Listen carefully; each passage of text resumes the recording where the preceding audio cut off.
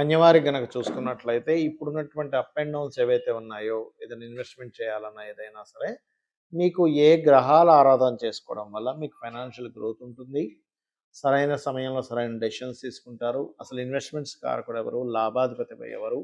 ఏ గ్రహారాధన, ఏ దీపారాధన చేసుకుంటే బావుంటుంది? ఏ దేవతారాధన చేసుకుంటే బావుంటుందనేటువంటి అంశాలు చెప్తుంది నేనైనప్పటికీ చెప్పిస్తుంది సాక్షాత్ లలిత అమ్మవారిగా భావిస్తూ ఆ యొక్క అమ్మవారి అనుగ్రహం కూడా మీకు పరిపూర్ణంగా కలగాలని మనస్ఫూర్తిగా కోరుకుంటూ ఇక్కడ మీకు మీ లగ్నం కన్యా లగ్నం అయినందుకు సర్వసాధారణంగా బుధుడు అధిపతి.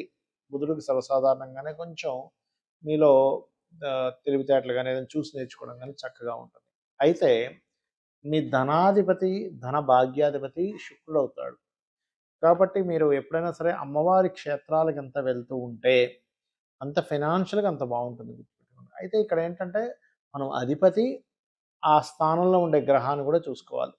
ముఖ్యంగా అధిపతి కంటే ఆ స్థానంలో ఉండే గ్రహం ప్రభావం ఎక్కువగా చూపిస్తుంది. కాబట్టి ఆ దేవత ఆ అధిష్టాన దేవతకి ఎక్కువగా చేసుకుంటూ ఉండాలి. ఇక మీకు ఆలోచన కారకుడు ఏదైనా ఒక డెసిషన్ తీసుకోవడానికి కారకుడు శని అవుతాడు. మీకు పంచమాధిపతి అవుతాడు. కాబట్టి మీరు ఎంత వెంకటేశ్వర స్వామి ఆరాధన చేస్తూ ఉంటే ఇక్కడ పంచమ షష్టమాధిపతి ఒక్కరే అవుతారు మీకు. కాబట్టి మీరు ఏంటంటే ఎక్కువగా ఎంత మీరు వెంకటేశ్వర స్వామి ఆరాధన చేస్తూ ఉన్నా, లేకపోతే మూలమంత్రం ఏదైనా గణపతి వెంకటేశ్వర స్వామి తీసుకొని చేస్తున్నా, మీ పూర్వజన్మ కర్మస్థానాన్ని కూడా కంట్రోల్ చేస్తూ ఉంటుంది. అలాగే మరొక విషయం ఏంటంటే ఇక్కడ ఈ లాభాధిపతి ముఖ్యంగా మీకు చంద్రుడు అవుతాడు. ఎప్పుడైతే లాభాధిపతి చంద్రుడు అవుతాడో మీకు పూర్వజన్మ కర్మకారకుడు కూడా చంద్రుడు అవుతున్నాడు. కాబట్టి మీరు చంద్రుడు కనుక బాగుంటే ఖచ్చితంగా సిల్వర్లో ఇన్వెస్ట్మెంట్ చేయడం వల్ల ఎటువంటి ఇబ్బంది ఉండదు. అంటే బై లాంగ్ టర్మ్‌లో ఒకవేళ మధ్యలో ఇప్పుడు ఎలా ఉందంటే సిట్యుయేషన్ మొత్తం మధ్య మధ్యలో ఒకటేసారి 50,000 పెరగడం, 30,000 తగ్గడం, మళ్ళీ 30,000 ఒక 1,00,000 పెరగడం, మళ్ళీ 50,000 తగ్గడం ఇట్లా జరుగుతూ ఉంది. కాబట్టి ఇక్కడ ఏంటంటే ఎప్పుడైతే చంద్రగ్రహం బాగుందో లిక్విడ్స్ మీద, ట్రాన్స్‌పోర్టేషన్స్ వాటి మీద, ఈ సిల్వర్ లాంటి వాటి మీద పెట్టొచ్చు. కాకపోతే మీ చంద్రుడు గనక పాడైతే మనకు తెలియకుండానే హైలో ఉన్నప్పుడు కొని డౌన్ అయిపోయిందని బాధపడుతూ ఉంటారు. కాబట్టి చంద్రుడు ఈజ్ మోస్ట్ ఇంపార్టెంట్ ఇక్కడ. ఇక అలాగే మీకు వ్యయాధిపతి రవి అవుతున్నాడు. ప్లస్ దానిలో ఇప్పుడు ప్రెజెంట్ కేతు ఉన్నాడు. కాబట్టి ఏంటంటే వ్యయాధిపతి ఎప్పుడైతే రవి అయ్యాడో 12వ స్థానంలో కేతు ఉన్నాడో ఇక్కడ ఏంటంటే ఉలవలు దానంగా ఇవ్వడము, గోధుమలు ఎంత దానం ఇస్తూ ఉంటే, లేదా సూర్య ఆలయానికి వెళ్ళి అక్కడ ఏదైనా మీరు సేవ చేస్తూ ఉన్నట్లయితే, లేదా తండ్రికి సేవ చేయడం ద్వారా కూడా మీకు కర్మలు అనేటువంటివి కొన్ని తగ్గుతాయి. దాని ద్వారా ఇన్వెస్ట్మెంట్స్ సరైన సక్రమమైనటువంటి దాంట్లో ఇన్వెస్ట్మెంట్ చేయడము, చేసిన ఇన్వెస్ట్మెంట్స్ ఏదైతే ఉంటుందో అది లాస్ అవ్వకుండా ఉండడం అనేటువంటిది జరుగుతుంది. అయితే ఇక్కడ చాలామందికి అసలు దాన్ని ఎట్లా ఎంపిక చేసుకోవాలనేటువంటి సంశయం ఉంటుంది. ఫస్ట్ ఆఫ్ ఆల్ ఏంటంటే మనం చూద్దాం అసలు ఏ ఏ సెక్టార్స్లో మనం ఇన్వెస్ట్మెంట్స్ జరుగుతాయి. ఒకటి భూమి మీద, 2 ఆయిల్స్ మీద, 3 షేర్ మార్కెట్ మీద, ఈ ఖనిజాల్లో అంటే ఈ యొక్క లోహాల్లో వీటిలో చూసుకుంటే గోల్డు, సిల్వరు, లేకపోతే మనకి బ్రాస్ అనుకోండి, లేకపోతే కాపర్ అనుకోండి, ఐరన్ అనుకోండి, ఇవన్నీ కూడా ఇన్వెస్ట్మెంట్స్ రైట్. స్టెప్ బై స్టెప్గా నేను మీకు ఎక్స్ప్లెయిన్ చేస్తాను.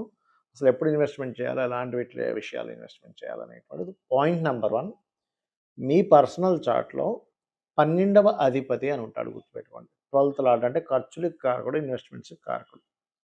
ఆ ఖర్చుల స్థానం ఎక్కువగా మీకు ఏదైనా ఇబ్బంది ఇస్తుందా అంటే ఏంటి, మీ యొక్క మహాదశల్లో 12వ స్థానము, 3వ స్థానము, 6వ స్థానము, అష్టమ స్థానము, మళ్ళీ 6వ స్థానము, అష్టమ స్థానం కనుక విపరీత రాజయోగాలు, నీచభంగ రాజయోగాలు ఉంటే దట్ ఈస్ డిఫరెంట్ కేస్.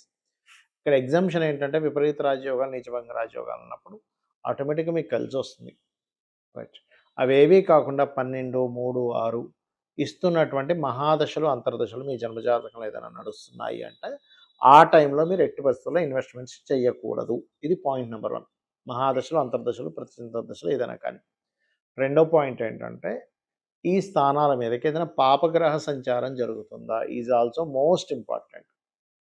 అంటే కేతువు కానీ, శని కానీ, నీచబడిన గ్రహం కానీ అక్కడికి వచ్చినప్పుడు మీరు చేసే ఇన్వెస్ట్మెంట్ డమ్మీ ఇన్వెస్ట్మెంట్ అయిపోతుంది. కొంతమంది చూడండి, అయ్యో అతను 90,000 ఉన్నప్పుడు పెట్టాడటండి, ఇప్పుడు 1,00,000, 1,50,000, 1,80,000 అయిపోయింది, భలే వచ్చిందని మనం పెట్టేసరికి అప్పుడు తగ్గుతుంది. అంటే ఏంటి, మీ పర్సనల్ చార్ట్లో లాస్ అయ్యే సమయం రావడం వలన మీరు ఇన్వెస్ట్మెంట్ చేసిన సమయంలో ఇబ్బంది పడుతుంటారు. ఇది గుర్తుపెట్టుకోండి.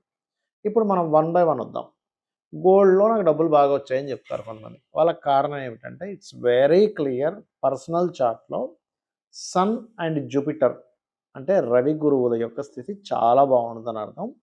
వాళ్ళకి ధనయోగాలు కూడా రవి గురువుల వల్లే వస్తుంది అక్కడ. రైట్? ఇది గుర్తుపెట్టుకోండి. మీకు రవి మహర్దశ, గురు మహర్దశ నడుస్తూ ఆ మహాదశలు బాగున్నాయి, అవి లాభాన్ని ఇస్తున్నాయి, ధనాన్ని ఇస్తున్నాయి అన్నప్పుడు ఖచ్చితంగా బాగుంటుందని అర్థం. రైట్. ఇక రెండవది సిల్వర్ మీద పెట్టామండి బాగా డబ్బులు వచ్చాయంటారు. అప్పుడు చంద్రుడు బాగున్నాడని అర్థం.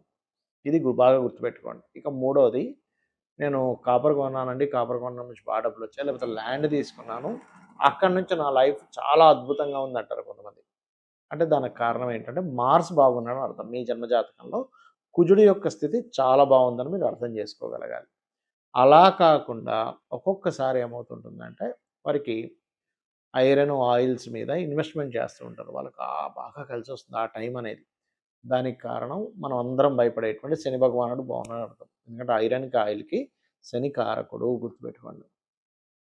ఇవన్నీ కాదండి నేను షేర్ మార్కెట్‌లో డైలీ ట్రేడింగ్‌లో సంపాదిస్తున్నాను ఒక వ్యక్తి అంటే 99 మంది నేను పోగొట్టుకున్నాం అంటారు. దానికి కారణం ఏమిటంటే 25, 8, 11 కాంబినేషన్ ఉంటూ నీచభంగ రాజయోగము లేదా విపరీత రాజయోగం ఒకటి బాగా ఉందంటే వాళ్ళకి ఖచ్చితంగా షేర్ మార్కెట్‌లో పనికొస్తుంది. అది చాలా రేరెస్ట్ కాంబినేషన్ కాబట్టి మీరు మార్కెట్‌లో ఒక 5 మంది సంపాదించుకుంటే 95 మంది లాస్ అవుతుంటారు. దీనికి చాలా కారణాలున్నాయి. ఒకటి అవేర్‌నెస్ సరిగ్గా లేకపోవడం. అంటే షేర్ మార్కెట్ ఏంటో తెలియకుండా ఇన్వెస్ట్‌మెంట్ చేయడము.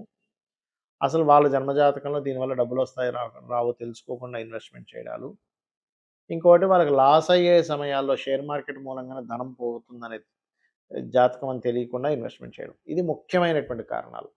అయితే ఇక్కడ మీరు ఏ ఇన్వెస్ట్‌మెంట్ అయినా సరే మీరు ఎందులో అయినా సరే మీకు బాగుండాల్సిందేంటి పంచమ స్థానం బాగుండాలి. పంచమం అంటే ఇంట్యూషన్, తెలివితేటలు, ఆలోచన, దాని మీద జ్ఞానాన్ని పెంచుకోవడము, నిర్ణయం తీసుకోవడము ఇవన్నీ కూడా పంచమంలో ఉంటాయి. అందుకని మీరేం చేయండి మీ లగ్నం నుంచి అంటే మేషం నుంచి మీనం వరకు తీసుకుంటే మీ పంచమాధిపతి ఎవరో తెలుసుకొని ఆ యొక్క గ్రహానికి, ఆ యొక్క దేవత, ఆ యొక్క గ్రహ అధిష్టాన దేవతకి మీరెప్పుడూ చాంటింగ్ చేసుకుంటూ ఉండాలి. దీనివల్ల ఏమవుతుందంటే మీకు ఎన్నో ఆలోచనలు రావచ్చు. కానీ వచ్చిన ఆలోచనల్లో ఎక్కడ ఏ స్టెప్ తీసుకోవాలి అనేటువంటిది ప్రధానంగా మీకు అర్థమవుతూ ఉంటుంది. గుర్తుపెట్టుకోండి. ఇందులో ప్రధానంగా ఇప్పుడు మేషం వారికి పంచమంలో కేతు ఉన్నాడు. సో, పంచమాధిపతి ఒక ఎత్తైతే గోచారంలో వచ్చేటువంటి గ్రహాన్ని అధిష్టాన దేవతకి చేసుకోవాలి. అంటే ఏంటి? కేతు ఉన్నాడు కాబట్టి కేతువుకి అధిష్టాన దేవత గణపతి. ఉదాహరణకి మీకిప్పుడు మీరు చూసుకుంటే గనక తులవారికి పంచమంలో రాహు ఉన్నాడు. అంటే రాహుకి అధిష్టాన దేవత ఎవరు? అంటే దుర్గాదేవి. అదే వృశ్చికం వారికి తీసుకుంటే పంచమంలో శని ఉన్నాడు. కాబట్టి ఏంటి? కాలభైరవుడిని చేసుకుంటూ ఉండాలి. అలా అసలు ఎవరున్నారు? ఇప్పుడు ఉదాహరణకి కుంభం వారున్నారు. కుంభానికి పంచమ స్థానాధిపతి బుధుడు గాని, పంచమంలో గురువు ఉన్నాడు కాబట్టి, దక్షిణామూర్తి యొక్క ఆరాధన గనక చేస్తూ ఉండడము, దత్తాత్రేయుడిని స్మరించడం, ఓం దిగంబర దిగంబర శ్రీ పాదవల్లభ దిగంబర అనుకుంటూ ఉంటే, మీ పంచమం అంటే ఆలోచనా స్థానం రాంగ్ రూట్‌లో వెళ్ళకుండా మిమ్మల్ని కాపాడుతుంది. కాబట్టి నేను చెప్పేది ఒకటే, మీ పంచమాధిపతి ఎవరు అనే దాని మీద చేయండి. అలా కాదండి మాకు లగ్నాల వైస్‌గా చెప్పండి అంటే మేషం వారికేమో సూర్యుడు, వృషభం వారికేమో బుధుడు. అంటే మేషం వారు సూర్యభగవానుని, వృషభం వారు విష్ణువుని, మిథునం వారు అమ్మవారిని, కర్కాటకం వారు స్కందుడిని, అదేవిధంగా సింహం వారేమో దత్తాత్రేయుడిని, కన్య వారేమో వెంకటేశ్వర స్వామిని, తులవారేమో దుర్గాదేవిని, అలాగే మన కాళికా అమ్మవారిని, వృశ్చికం వారు దత్తాత్రేయుడిని ప్లస్ ఇప్పుడు శని ఉన్నాడు కాబట్టి కాలభైరవుడిని, వృశ్చికం వారు ధనస్సు వారేమో మన నరసింహస్వామిని, మకరం వారేమో అమ్మవారిని, అదేవిధంగా అంటే లక్ష్మీదేవిని కూడా చేసుకోవచ్చు. కుంభం వారు విష్ణువుని అండ్ ఇప్పుడు గురువు ఉన్నాడు కాబట్టి దత్తాత్రేయుడిని అండ్ మీనం వారు రాజరాజేశ్వరి అమ్మవారిని చేసుకోవాలి. దీనివల్ల ఏమవుతుందంటే ఇప్పుడుండే కండిషన్ ఏదైతే ఉందో గ్రహాలన్నీ పంచగ్రహ కూటములు చిత్ర విచిత్రాలు జరుగుతాయని మనం చెప్పుకున్నాం ఆల్రెడీ చాలాసార్లు. చిత్ర విచిత్రాలు జరగడం కానివ్వండి, రకరకాల అప్ అండ్ డౌన్స్ అవ్వడం కానివ్వండి, వీటన్నిటి నుంచి మీరు రైట్ డెసిషన్ తీసుకోవడానికి రెమెడీ చేసుకోండి. అదేవిధంగా అన్ని రకాల లాభాలు ఉండాలంటే ఓం ఇంద్రగోప పరిక్షిప్త స్మరతోనా భజంగికాయ నమః అని మంత్రం చేయండి. అన్ని విధాలా బాగుంటుంది. శ్రీమాత్రే నమః.